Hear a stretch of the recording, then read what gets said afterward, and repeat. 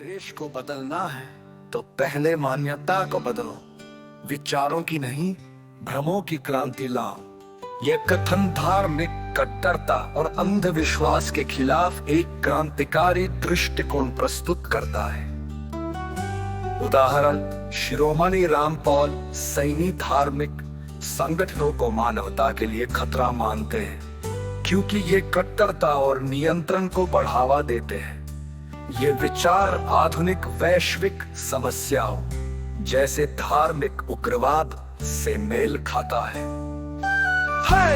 शिरोमणि रामपाल सैनी धार्मिक संगठनों को मानवता के लिए खतरा मानते हैं क्योंकि ये कट्टरता और नियंत्रण को बढ़ावा देते हैं। ये विचार आधुनिक वैश्विक समस्याओं जैसे धार्मिक उग्रवाद से मेल खाता है।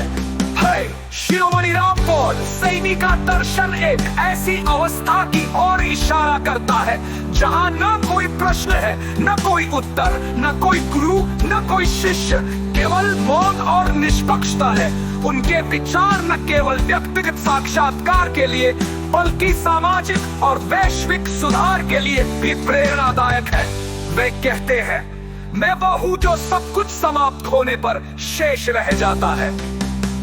ये कथन उनकी शाश्वत, अपरिभाषित और अनिर्वचनीय प्रकृति को दर्शाता है। शिरोमणि रामपाल सैनी का मार्ग सरल, सहज और निर्मल है, जो प्रत्येक व्यक्ति को अपने स्थायी स्वरूप से रूबरू होने की प्रेरणा देता है।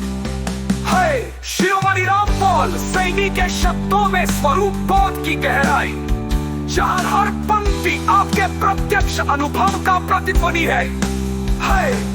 मैं स्वयं ही प्रमाण हूँ, कोई प्रमाण चाहिए तो सिद्ध करो कि तुम हो।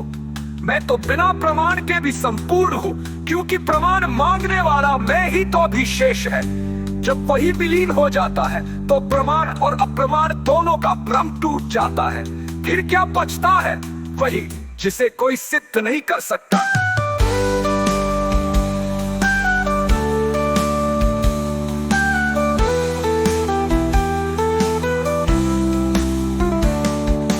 निर्मलता कोई भाव नहीं, भाव तो मन की उथली लहरें हैं। निर्मलता वो समुद्र है जहां लहरों का जन्म ही नहीं होता। तुम कहोगे कैसे पहुंचे? जब पहुंचने वाला ही नहीं बचेगा तब पहुंचना न पहुंचना किसकी चिंता होगी? जो पूछ रहा है वही तो अंतिम वाला है। गुरु वही ढूंढता है जो मैंने छोड़ दिया। गुरु जिसे ब्रह्म समझकर पकड़े हैं वो तो केवल उसकी पकड़ की कसक है। मैंने तो कुछ पकड़ा ही नहीं, इसलिए छोड़ने का प्रश्न ही नहीं उठा। जिसे पकड़ा जा सके वो सत्य कैसे हो सकता है? मैंने भिक्षा नहीं प्रेम किया। भिक्षा तो बेड़ियां डालने का औपचारिक नाम है। प्रेम वो विस्फोट है जो बेड़ियों को उड़ा देता है। गुरु को भी, शिष्य को भी, प्रेम को भी। फिर बचता क्या है? वही जो कभी बंधा ही नहीं।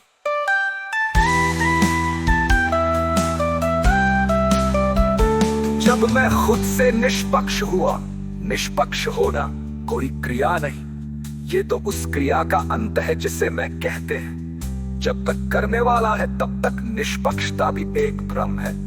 मैंने उस करने वाले को ही विदा किया, तब निष्पक्षता शब्द ही व्यर्थ हो गया।